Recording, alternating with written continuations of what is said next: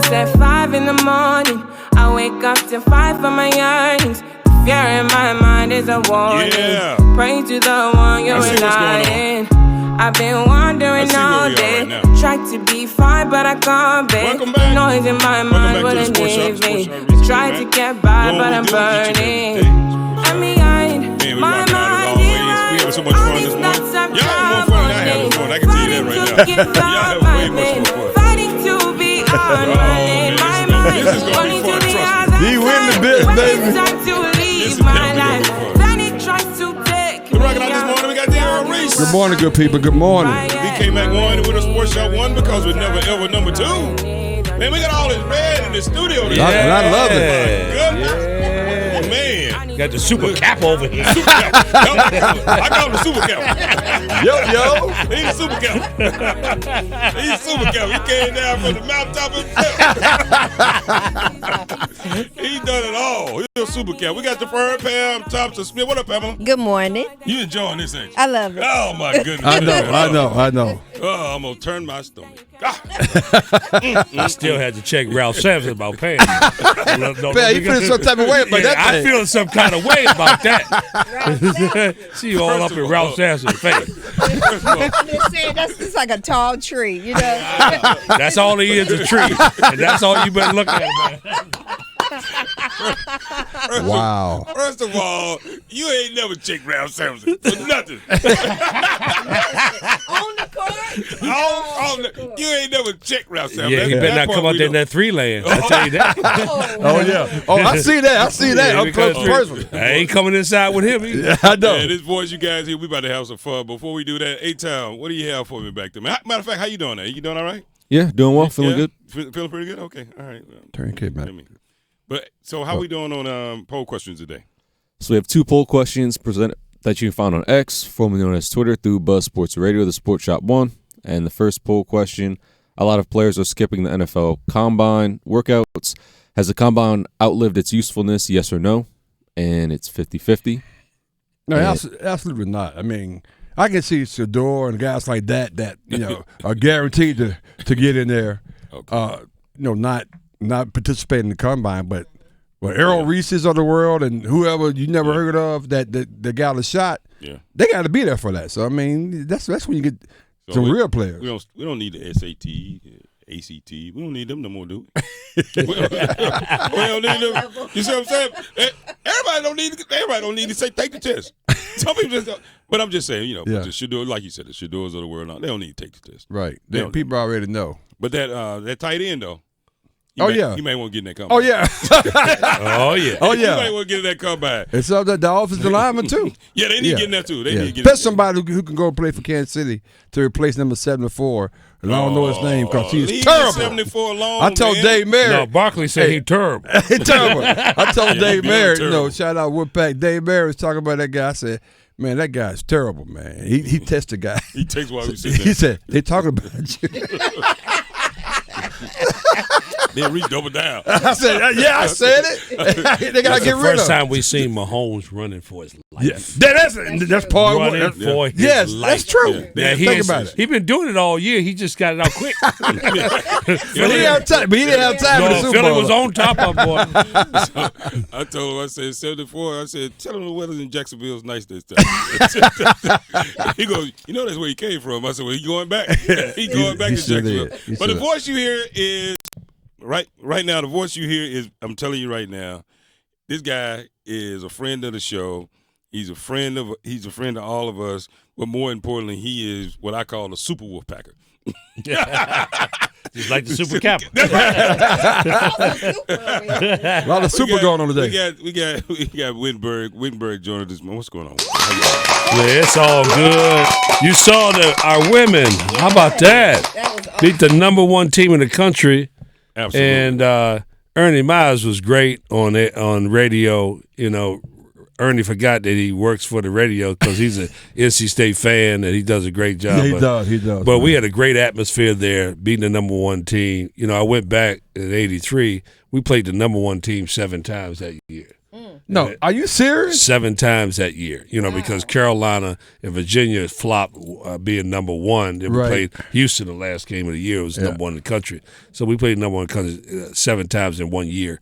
And what a special Reynolds Coliseum, special place. Yeah, I was wondering about that because people saying they was talking about how loud it was on Sunday. But it was always that way. Always that way. With 3,000 less people because it's our Hall of Fame. Okay. Oh, okay. So we raised $30-something million to create this Hall of Fame in Reynolds Coliseum. The first arena built 1949, Reynolds Coliseum, historical building in the state of North Carolina. Beautiful atmosphere, great. I mean, just the fans just love Reynolds and wish we played more. Can't afford to play in there, but 8,500 people. It was just a fantastic crowd. Packed. Sold out. Wow. Packed. That's incredible. We always try to have this young man on with us, particularly during this time of the year. Of course, it's Black History Month, and this guy's a walking history book, if you will, particularly some things and people that we've seen, met in the past, particularly that's associated with this state and beyond, Maryland and even Alabama. So Dereck, I want to get you on just talk about some of those special people. You normally do this, and this gives a little snippet, but I want to hear more about, I know a couple of your relatives were the first to do a lot of things. So talk to us about that, if you will. Well, in my book, A.J. Whittenberg, who was responsible for integrating schools in South Carolina, his school is in Greenville, South Carolina. He actually had some sit-ins with Jackie Robinson, who played baseball at the Greenville airport. So that was in 1960, the year I was born, 1960, October 2nd. So that was part of the history that I did, going back, talking to my family. And as you all know, I was very much a part of the producer of the 10-part series of the history of the ACC tournament. Man, I got to say this, and I'm being totally honest with you. I love that series. Yes. I mean, I love it. It talks about – so how long did it take you guys to put that together? It was same project as Survive in Advance, probably about a year to actually put it together.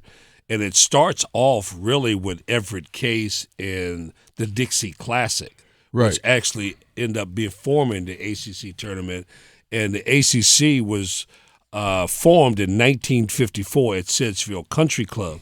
The last living member, Irwin Smallwood, the writer from Winston-Salem area, he was the last guy we interviewed. He was the last guy in that meeting. Okay. And so great history going back from the 50s to the 60s all the way to present day. Wonderful project. Man, that project is every time it comes on, but it's on all the time. ACC network plays it a lot, man. And I every time it comes on, I'm recording something. I find out something new.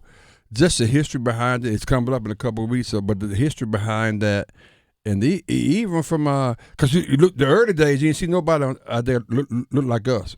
Like it, no. Talk about that. Yeah. Well, in 1965, when Billy Jones from Maryland, the first black basketball player, came to the ACC, and then Darrell Hill. The first black Darrell Hill was the first black football player. Also come from her, and Lee Corso recruited him. Really? Lee Corso that's on ESPN. Yeah, on ESPN. He recruited him. So quite about the history. Our athletic director, his dad, the late Gene Corrigan, was the one that called the ACC the All Caucasian Conference, and he changed that by hiring Dee Todd.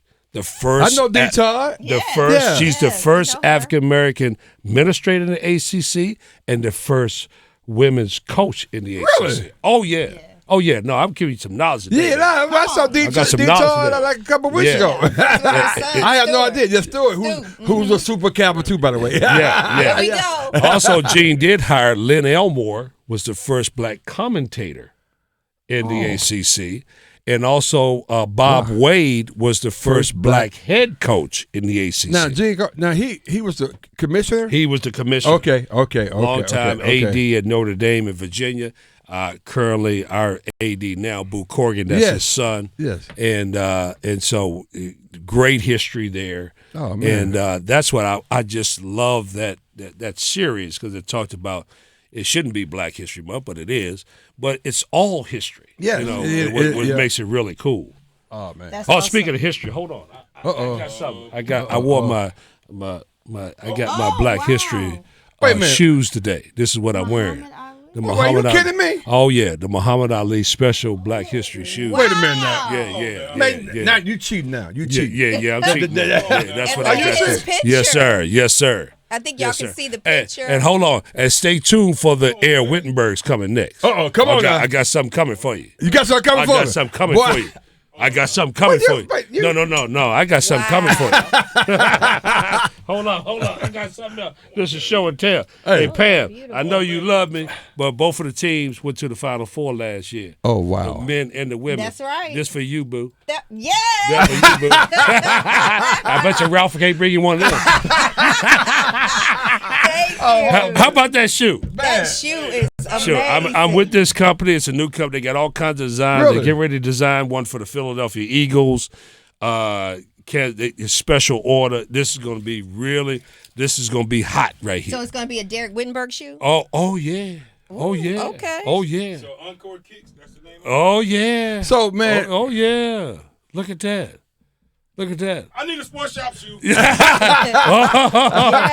coming. It's coming. Boy, that is incredible, man. Yes, sir. That's what I do. You definitely do it well. We're talking to Dan Whittenberg, as you did, though. The guy got so many irons in the fire, and they're all good, too, by the way. But that's neat, isn't it? That's beautiful. That is so cool. Great champion. You know, what's his favorite? His favorite quote? Don't forget to bet on yourself. And that's right there on that shoe. Don't forget to bet on yourself. I say that all the time when powerful. I speak around the country. Yeah. Powerful. Don't forget to bet on yourself. Yes. Well, did you ever think that you would be an author? Never thought I would be. Because we want you to talk about, because you had to get a whole nother set of books in Amazon because they're going so fast. Now you're on a whole second, anybody have a second leg of a tour. He's doing I'm his book, talking so tell us about it. I want to tell the story about all the people. We can't do nothing in this world without people. It starts with your parents and your relatives and youth league coaches, boys club coaches, high school coaches, college coaches, teammates. You can't do nothing without anybody. So I wanted to share. It's a story about a first generation graduate that had these dreams and beliefs and visions. And my parents probably didn't have the opportunity to do it, but they afforded me the opportunity to do it. And to go to the White House when I was 12 years old and drive with my dad and say to my dad, I wonder what it's like to be in the White House and meet the president. And it happens 12 years later. Wow. So a vision is a dream with a plan, and all things are possible. You better talk to me now. Say that one more time for the people. A vision is a dream with a plan, and all things are possible. By way of Jimmy V and Dereck Whittenberg. Wow. And let me say something. And you my guy, and we talk all the time. But sometimes I think people take you for granted, bro. Let me tell you what I mean by that. We get sending a guys, he's an Emmy awardee. That's right here. Right. That's this right. dude, think about that now. He's survivor in the vans, surviving the vans, and he got the book out, which is incredible, man. He worked at the ACC, history of the ACC. This brother's doing it, man. And, of course, he's a recipient of the Salute the Champions, too. I want to throw that in there a couple of years ago. Salute Champions. Great event, absolutely. Right. But and was a great basketball player and great coach. So we're going to give you your flowers, man, because when you as you go on, man, you keep doing it. So we want to recognize the stuff you do. I'm serious, though. And a lot of people, maybe they forget because you're doing so much, but I want to remind them all the stuff you're doing. You getting it in, brother. Man, love helping people, love empowering people. Everybody has their story. Yeah. And they should tell it and believe in their story. I talked to a group the other day and I said, listen, I'm not here to say nobody needs to be great. To be the best you can be. Be the best. And just see what happens, right? And let somebody else define what it is. Right. But you just believe in yourself and strive I love that. to be who you are and love who you are, right? Your story is just as good as anybody's, you know? Yeah. So that's what makes it really, really special. Man, we're talking with the great Dereck Whittenberg, getting some words of inspiration this morning. Yeah. But you know what? I want to hear you comment a little bit because every time I've seen the ACC network do something on Leonard Hamilton, in his upcoming retirement or departure. I don't think he wants to retire. He just said he's going to do something else. Talk about Leonard Hamilton, what you know, and his impact in the ACC, but his impact more importantly, especially yourself being an African-American coach, right? And one of the few in the early days. Talk about that impact and what you personally have witnessed from Leonard. Well, Leonard's been really a mentor to all of us, especially getting into coaching.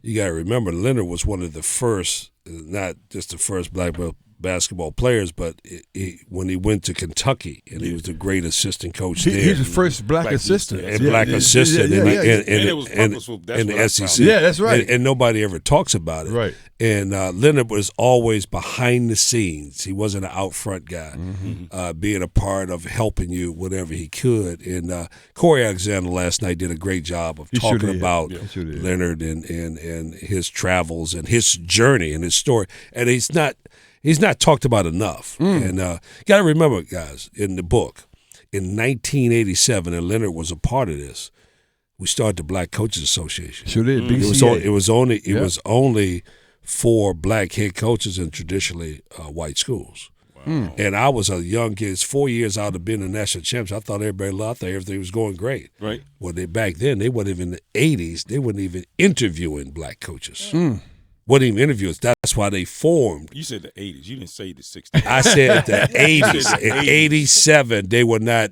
Black coaches wasn't even getting hired. That's crazy.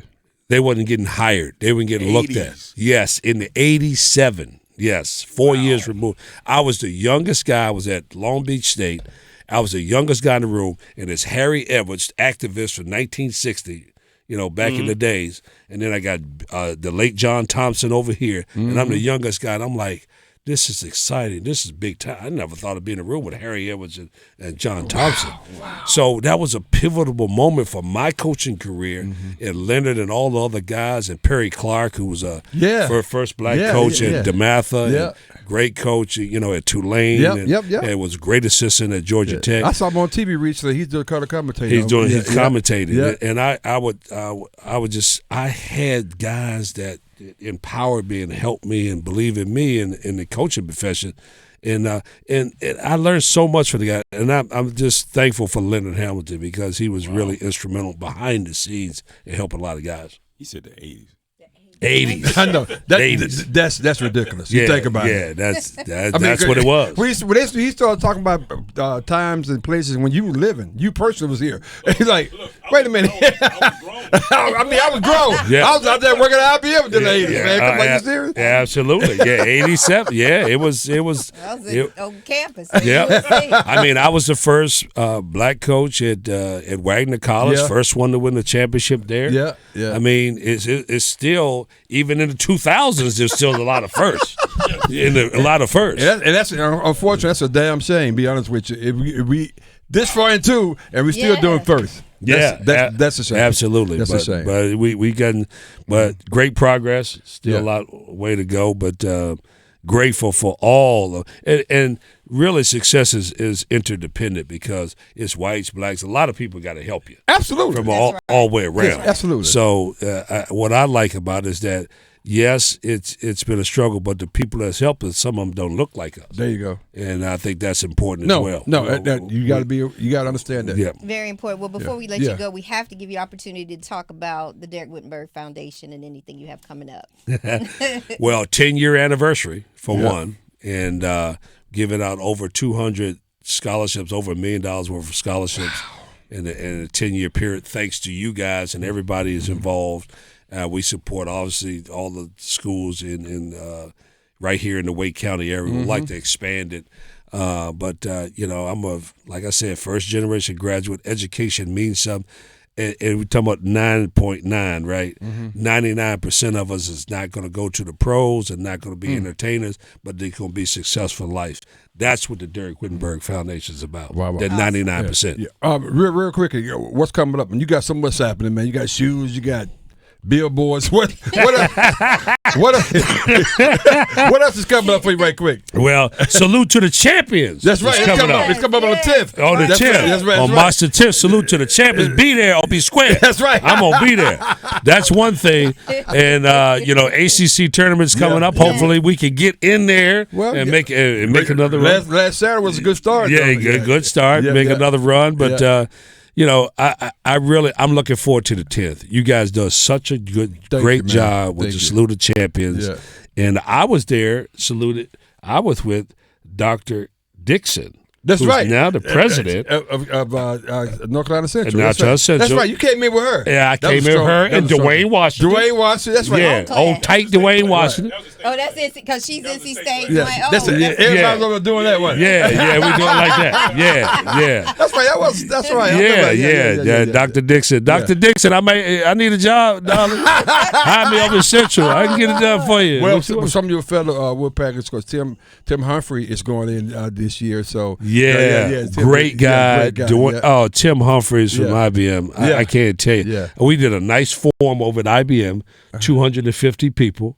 He bought 250 books, IBM. Wow. To give to all his employees. We talked about leadership, communication, teamwork, big time. Okay. Tim is on the NC State's Board of Trustees. Yeah. Very successful good dude, individual. Great dude, young guy. Yeah. I have to remind him, I know you're successful, but you younger than me. I was there before you. You're going to have to listen to me, Tim. Tell him who the boss. That's right. Well, D, man, we always appreciate you coming on, man. This is That's right. I'm like the old dog on the porch. I ain't gonna bark until you come up on that porch. my man. Don't waste your energy. Look, don't waste your energy doing all that barking. Wait till they get up here. That's right. Wait till they get up here a little closer. Yeah. But yeah, man, it's been a pleasure having you come on with us as always. Can't wait to see you. Salute the champions. Yeah. Man, you come out, man. You always have been a great supporter of us and this show, and we love supporting everything that you do. And you come in, you surprise me every time. I said, be damn, he got a shoe. I got a shoe. Look, Reese right. You got a billboard, you got a shoe, you got a book, you got an Emmy Award. Yeah. I'm like, damn, you got a street. That's next. I tell you what, you ain't getting no statue. I'm gonna make my own statue. But I do have an Emmy Award statue. That's right. Yeah. I gotta say, it took him forever for DT to get his damn statue. Hey, he'll be like $1,000 for Dereck to get his. That's what I say. He ain't getting my man. Thank you so much. Thank you guys. Always enjoy. All right. Okay. Hey, Tom.